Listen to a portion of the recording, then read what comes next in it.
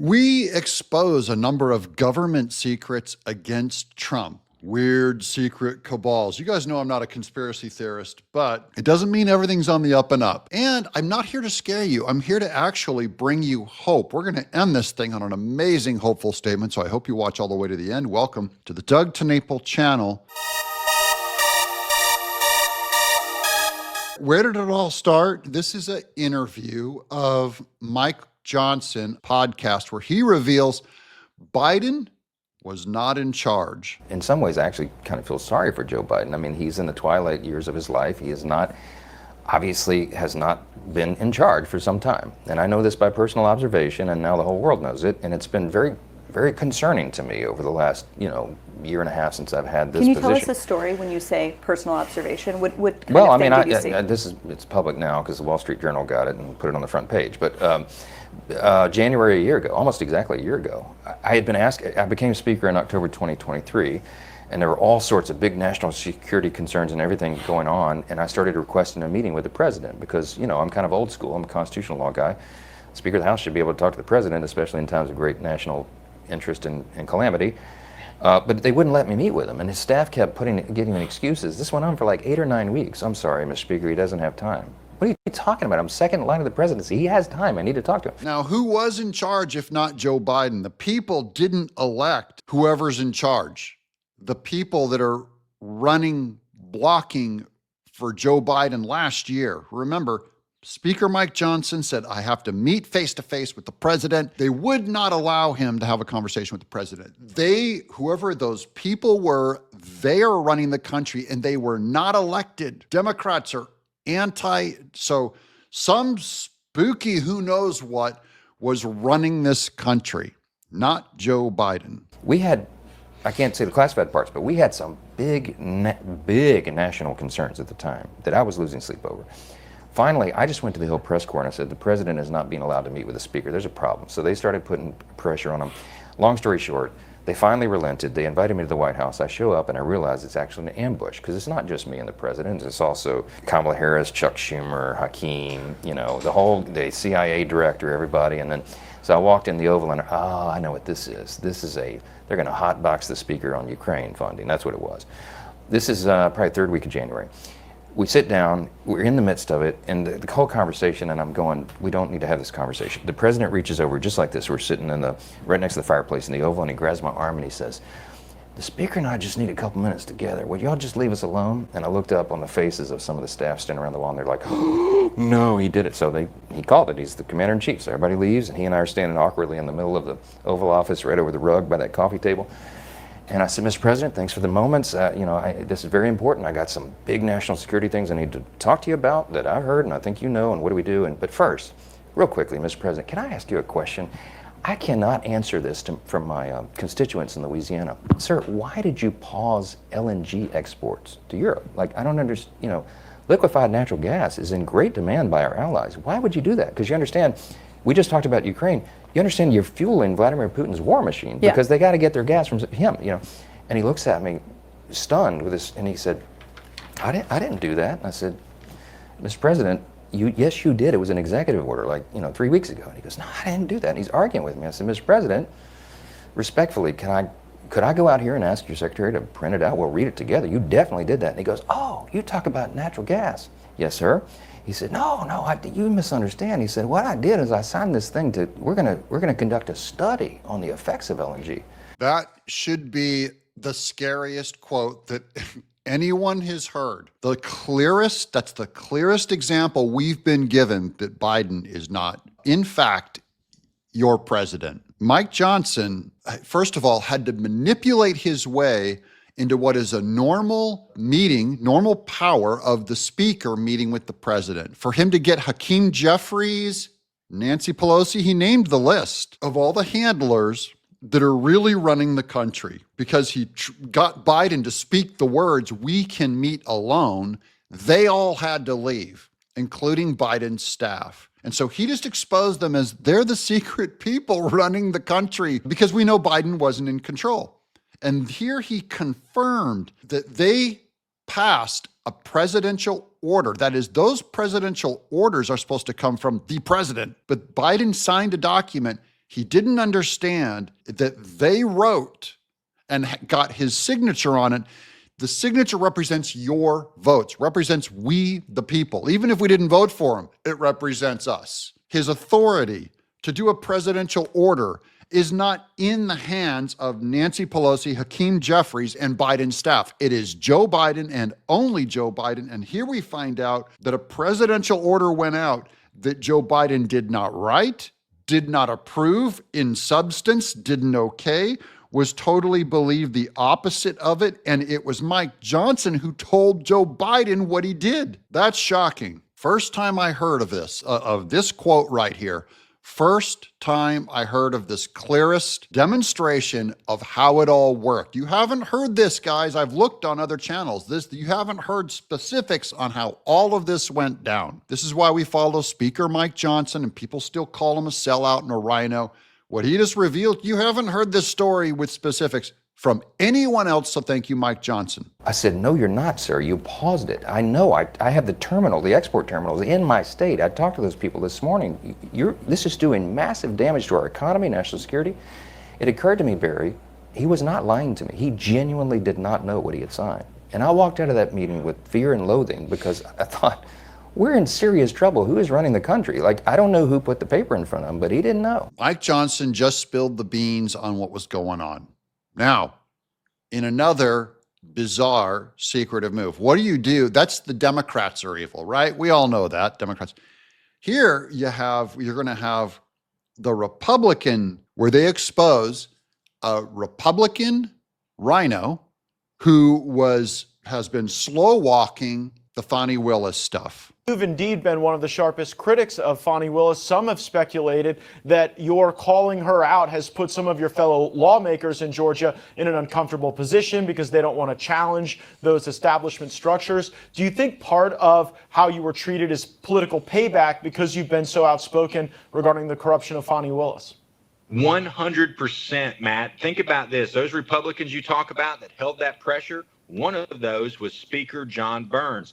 He's had articles of impeachment against Fani Willis on his desk for nearly a year and didn't want to do anything about it. That's the type of behavior you expect from a tyrant like John Burns. And is Speaker Burns, what should we know about his politics? Is it he's an establishment Republican, an anti-Trump Republican, all the above? What is it? 100%. Never Trump Republican. He's got that South Georgia smooth talk. But I tell you what, the guy is a complete and total tyrant. I don't believe we are really in the same party. I mean, he's had men dressed up as women pray over the General Assembly. Exhibit A. These are weird, secret rhinos in charge over at Georgia, slow walking the Fani Willis impeachment or her removal from office. He's not doing anything about it. These are Republicans in name only. That is, they only got elected as Republicans. And people in Georgia, you got to wake up. For whatever reason, this guy uses his power to cover for Fani Willis and run blocking against all of the people trying to pursue and investigate her. He is going against the will of the people. He's going against what Republicans want in Georgia. So another secret form of power, and I don't think it's a coincidence that he had men in dresses praying over him.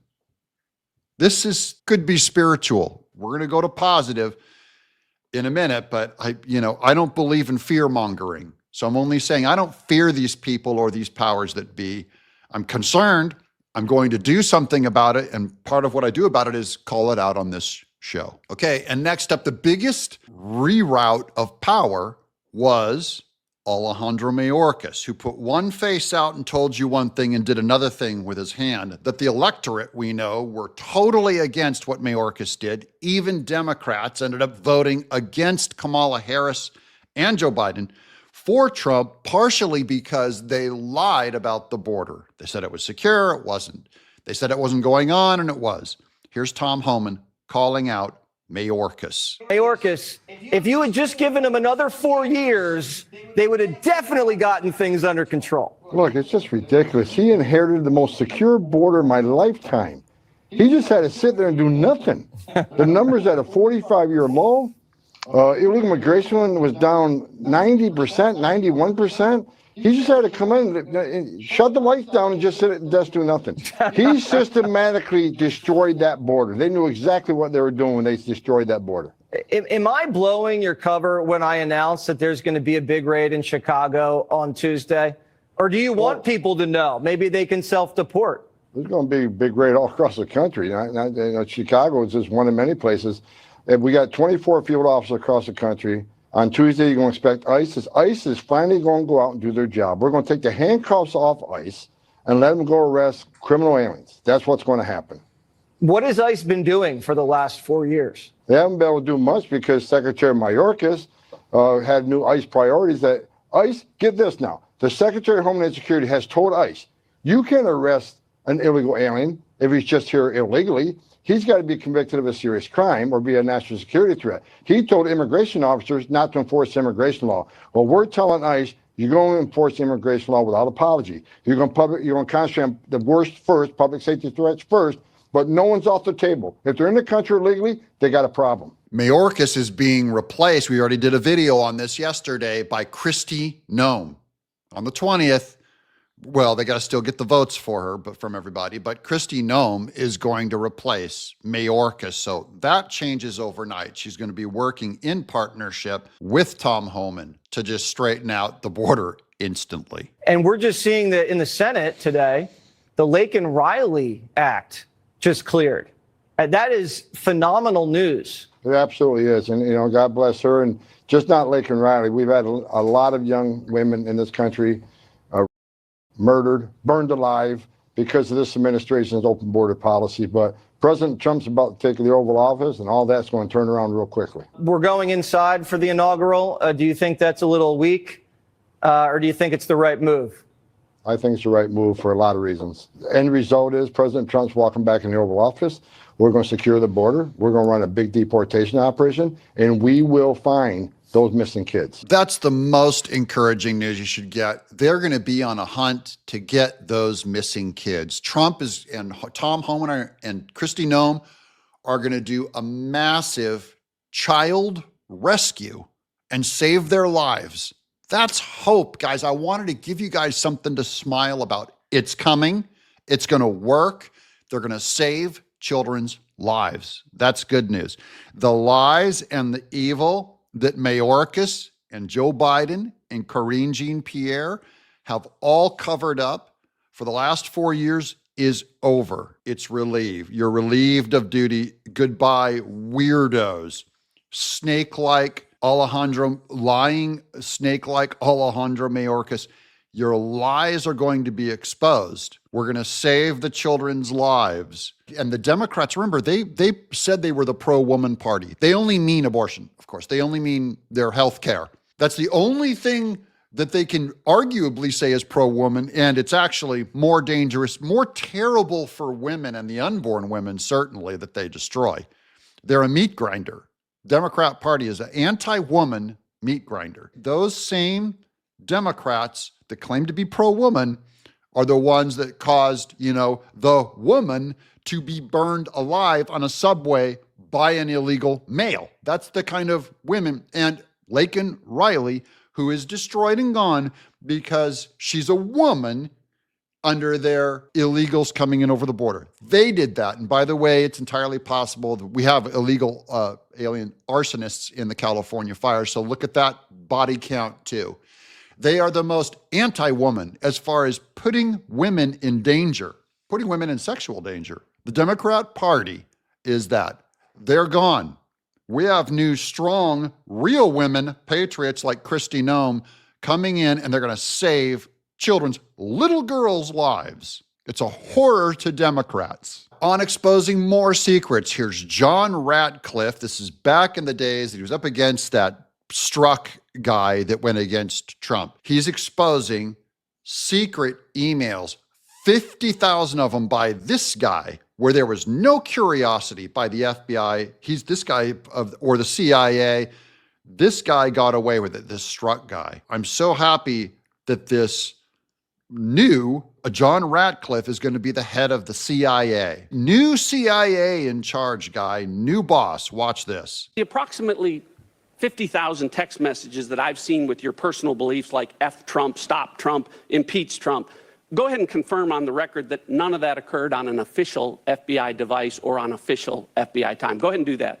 Sir, no, they did. Many of them did. Oh, they And I did. would say Okay, of the so 50,000, sir. So majority really, of no, the I'll give you a majority of chance those at the end. So what you really meant to say was that when you said you never crossed that bright, inviolable line, what you meant to say was, except for 50,000 times, except for hundreds of times a day where I went back and forth, expressing my personal opinions about effing Trump and stopping Trump and impeaching Trump on official FBI phones, on official FBI time. Other than that, you never crossed that line.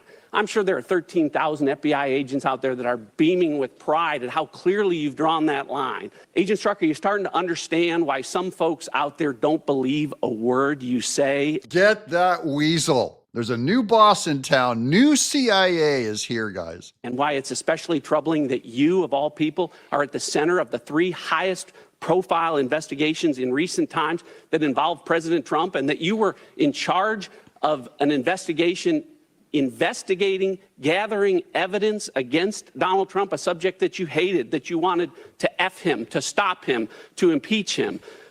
And do you see why that might call into question everything you've touched on all of those investigations? Chairman, I'm done with this witness and I yield back. I'm done with this witness. But he's not done serving America. That's our new CIA director. This secret caca going on is done. What Strzok did and that other gal did with Trump on the Russia, invented lies, and then Merrick Garland with a straight face backed it all up. Merrick Garland, Alejandro Mayorkas, Christopher Wray, corrupt. The evil is going away. So I'm exposing their lies, but I'm telling you guys, this is a bright, sunny day. These are the good times are coming. And now the most positive note, also kind of from a place of darkness, but very positive news. I'm going to have RFK Jr. end us on this one because I think this is just wonderful. You're going to win, and I'm a boomer. You are going after some of the largest entities that exist: big pharma, big agri, big government, the CIA, the FBI. Do you think that means that are you going to live? Are they going to come after you? Well, that's not something, Will, that I worry about. I think there are, I'm not stupid about it. So I have, the government, the White House has denied me Secret Service protection, but I do take precautions, and I have a very good security firm, Gavin DeBecker Associates, that is doing my security right now. So I'm not stupid about it, but it's not something that preoccupies me. I was raised in a family where we were taught that number one, there's a lot worse things than dying. And one of those things is living like a slave or having our children lose all the freedoms that so many generations of Americans died to give us and to protect during the Revolutionary War. There was a whole generation of Americans that put their lives on the line, their fortunes, their property, their salaries, their reputations, their contacts on a line to purchase us these freedoms. And many of them died. During the Civil War, 659,000 Americans died to keep these freedoms. And we have to be willing, our generation, to make sacrifices to make sure that we don't lose them, And we've seen attacks, unprecedented attacks on our freedom of speech, on our freedom of worship, on all of the amendments of the Constitution over the past 3 years. They're unprecedented. And it's important for everybody to stand up and say, we're not going to do this. We're going to, even if there's some risks involved, reputational risks, salary res, we need to make sacrifices for our country. I love him. That almost brought a tear to my eye. I love RFK Jr. The idea that, and he's being dismissed as a lunatic. They're going to try and give him trouble in the appointment process. Think of what he just said. Given his background, where he had a father and, people in his family, the Kennedys, have been assassinated. And he said, there's worse things than dying. Where'd you hear that in America recently? There's worse things than dying. And he goes back to the Civil War and the Revolutionary War. And not only dying, there's other things. We lose our salary. I have lost my salary multiple times on this platform. In my career in Hollywood, leftists have taken away my salary. And I mean millions of dollars so that I can barely pay my rent in there. That's what my values have cost me. RFK Jr. has values. And he said it's up to all of us. We have to fight for freedoms, and you're going to have to put some things at risk. Sometimes it's your health. Sometimes it's your job. If you want to be free, he goes, there's worse things than dying, like raising your children in a slave state, he said. Having your children living in fear without freedom in a slave state with no free speech. Now that's the positive note I'm putting on this thing, guys. There's worse things than dying. There's worse things than fighting and even losing a fight. Some fights, it's important to fight even if you lose. Even if you lose, use your voice, not just to fight, but in the comments below, tell me what positive things do you see that is amazing about America? Freedom, free speech, heroes like RFK Jr., who's encouraging all of us to work together and love our country. If you love your country, and that's what a patriot is, we're the happiest patriots because we love our country. It's worth fighting for. I'm Doug, in exile.